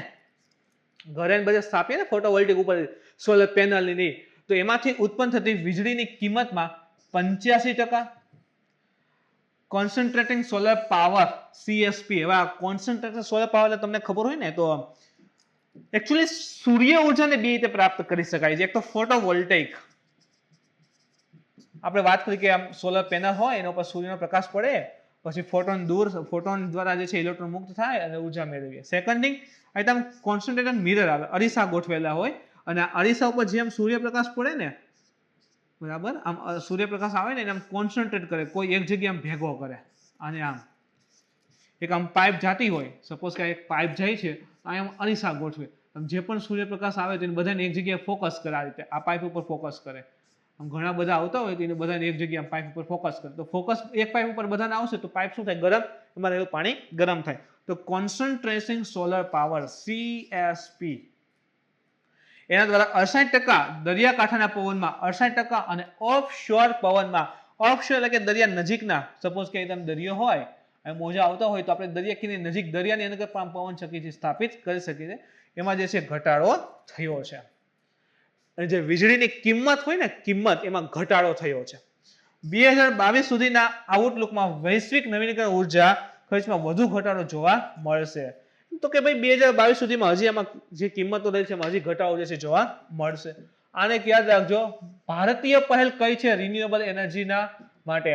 તો હાઇડ્રોજન ઉર્જા મિશન છે, જવાહરલાલ નહેરુ રાષ્ટ્રીય સૌર પોલિસી રહેલી છે, ઇન્ટરનેશનલ સોલર અલાયન્સ ISA કહીએ ને, ભારતીય સૌર જોડાણ એ રહેલું છે, પ્રધાનમંત્રી કુસુમ યોજના છે, રાષ્ટ્રીય પવન સૌર હાઇબ્રિડ નીતિ રહેલી છે અને રૂફટોપ સોલર યોજના છે. તો ભારત સરકાર રિન્યુએબલ એનર્જી માટે ઘણી બધી યોજના ચલાવે છે, એમાંથી કેટલીક જે છે અહીં લખેલી છે. આંતરરાષ્ટ્રીય નવીકરણ ઉર્જા એજન્સી વિશે પણ માહિતી મેળવીએ. તે એક આંતર સરકારી સંસ્થા છે જેની 57 સ્થાપના જાન્યુઆરી 2009માં, જેને આ રિપોર્ટ જાહેર કર્યો છે એની વાત કરીએ તો એક ઇન્ટર ગવર્મેન્ટલ સંસ્થા છે. એની સ્થાપના 2009માં ક્યાં? તો કે જર્મનીનું બોન સિટી છે ત્યાં કરવામાં આવી હતી. હાલમાં તેમાં 164 સભ્ય છે અને ભારત જે છે એનો 77મો સ્થાપક સભ્ય બનેલ છે. મુખ્ય મથક ક્યાં છે? કે યુનાઇટેડ અરબ અમીરાત જે રહેલું છે એના અબુ ધાબીમાં એનું હેડક્વાર્ટર જે છે તે આવેલું છે. કાર્ય તો કે ટકાઉ ઉર્જા કહેવાય ને, ક્લીન એનર્જી, સસ્ટેનેબલ એનર્જી એના ભવિષ્ય માટે પોતાના સભ્ય દેશો, કેટલા સભ્ય છે તો આપણે જોયા ટોટલ 164 સભ્ય છે. તેના સભ્ય દેશો માટે અને આંતરરાષ્ટ્રીય સહકાર, ઇન્ટરનેશનલ કોઓપરેશન સહકાર, ઉત્કૃષ્ટતા કેન્દ્ર અને નવીનીકરણીય ઉર્જા પર નીતિ, ટેકનોલોજી, સંસાધનો, નાણાકીય જ્ઞાનના ભંડાર માટે એક મુખ્ય મંચ તરીકે કાર્ય કરે છે. ઇન શોર્ટ, એના જે પણ સભ્ય દેશ રહેલા છે એ રિન્યુએબલ એનર્જીની દ્રષ્ટિએ આગળ વધતા હોય, એમાં કોઈ નવી ટેકનોલોજી ડેવલપ થઈ હોય તો એ ટેકનોલોજી એકબીજા દેશને આપવી અથવા એના માટે ભંડોળની જરૂર પડે તો એને સહાય કરવી અને નવીકરણ ઉર્જા માટે કોઈ પણ નવી નીતિઓ બનાવી, ચાહે પછી ઘણા બધા દેશ થઈને એમાં કોઈ ગ્રુપ બનાવીને પણ કરતા હોય છે. તો એના બધા માટે એક આ મુખ્ય કાર્ય કરે છે. તો ટકાઉ વિકાસ એટલે કે સસ્ટેનેબલ ડેવલપમેન્ટ, ઉર્જા સુલભતા, સરળ સુધી બધાની પહોંચ, ઉર્જાની સુરક્ષા, ઓછી કાર્બન આર્થિક વૃદ્ધિ એટલે કે કાર્બનનું પ્રદૂષણ ઓછું થાય, કાર્બન રિલીઝ ઓછો થાય એ મુજબ વૃદ્ધિ અને સમૃદ્ધિ સુનિશ્ચિત કરવા માટે જૈવ ઉર્જા, બાયો એનર્જી, જીઓથર્મલ, તમને કીધું બાયો એનર્જી એટલે કચરામાંથી એમાંથી ઇવન જે પણ બાયોલોજિકલ વેસ્ટ આવે ને એમાંથી ઉત્પન્ન થતી હોય, જીઓથર્મલ જે ગરમ પાણીના કુંડ હોય ત્યાં ઉર્જા ઉત્પન્ન કરી શકાય, હાઇડ્રો પાવર છે, સમુદ્ર, સૌર અને પવન ઉર્જા સહિત તમામ પ્રકારના, કારણ કે હજી જે વેસ્ટ આવે ને, waste energy WTE, waste to energy WTE કહેવાય છે ને, એમાંથી પણ ઉર્જા ઉત્પન્ન થતી હોય છે. તો એવા ઘણા બધાના અલગ અલગ ટેકનિક અપનાવી અને જે નવીનીકરણ ઉર્જાનો ટકાઉ ઉપયોગ જે છે એને વ્યાપક રીતે અપનાવવો અને પ્રોત્સાહન ઉપર પણ આ કાર્ય કરે છે. આના સિવાય મિત્રો હજી એક માહિતી આપી દઉં, જેમ કે આગામી સમયમાં આપ સૌ જાણો છો કે ભાઈ ATDO આવી રહી છે, સિનિયર ક્લર્ક આવી રહી છે. તો એના માટે IC દ્વારા સ્પેશિયલ છેલ્લા બોલે છગ્ગો જે ચલાવવામાં આવે છે, જેની અંતર્ગત ઓલરેડી તમે જો કે તમારા માટે આખા વિષયના જે છે એક મેરેથોન પ્રકારના એક આખો મેગા લેક્ચર જે છે આયોજિત કરેલ છે, જેની અંતર્ગત દિશાંશ દ્વારા ઓલરેડી લેક્ચર લેવાઈ ગયેલ છે. અને આના સિવાય જે અનિતા જોન મેડમ છે એના દ્વારા પણ ઇંગ્લિશ સબ્જેક્ટને લઈને જે છે એક લેક્ચર લેવાઈ ગયેલ છે, યુટ્યુબ ઉપર અપલોડ થઈ ગયેલ છે. તમે એ જોઈ લો. એનું કારણ એટલા માટે કે મિત્રો ઝડપથી રિવિઝન થઈ જાય. ઝડપથી શું થઈ જાય? રિવિઝન. અને છેલ્લા દિવસોમાં જો રિવિઝન ન હોય ને તો પાસ થવું અઘરું છે. ઇવન તમે જો ઘણી વખત મનમાં એમ કહેતા કે ઓલું વાંચ્યું તો ખરા, યાદ નથી આવતું. યાદ શું કામ નથી આવતું? એ બીજી વાર જોવાનું નથી. હવે ટાઈમ ઓછો છે તો તમે ખુદ તો વાંચતા હશો, પણ વિચાર કરો હું તમને એમ કહું કે ચલો એક મસ્ત મજાની બુક વાંચવા આપું છું, આખી બુક વાંચો. અને બીજી વસ્તુ એ કે એનું શું તમને મૂવી દેખાડી દઉં તો એક ટુ સ્ટેટની એક બુક વાંચવા આપી અને ટુ સ્ટેટ આખું મૂવી બતાવું, મજા શેમાં આવે? મૂવીમાં જ આવે ને ભાઈ, એમાં વિચારવું જ ન હોય ને. તો એ જ વસ્તુ છે, તમે જે વાંચો છો એનું ડાયરેક્ટ રિવિઝન છે. તો વિડીયો દ્વારા રિવિઝન થયું છે તો મજા આવશે અને ભૂલાશે નહીં. એટલે તો આપણે વિડીયો બનાવતા હોય, વિડીયો જોતા હોઈએ ને. તો મિત્રો અહીં જે છે ખાસ તમારા માટે સ્પેશિયલી આ સિરીઝ ચલાવાઈ રહી છે. તો એની અંદર ઓલરેડી લેક્ચર અપલોડ થઈ ગયા છે. ઘણા બધા વિદ્યાર્થી મિત્રોની કોમેન્ટ પણ આવી ગઈ છે, મજા આવી ગઈ એમ. તો તમે પણ કોમેન્ટ કરવાનું ચૂકશો નહીં અને વિડીયો ન જોયો હોય તો જોઈ લ્યો, જેથી કરીને તમારી એક્ઝામનો એક પણ માર્ક જાય નહીં. તો એ સાથે જ મિત્રો અહીં પૂર્ણ કરું છું. કાલે ફરી મળીશું નવા ટોપિક સાથે. Thank you.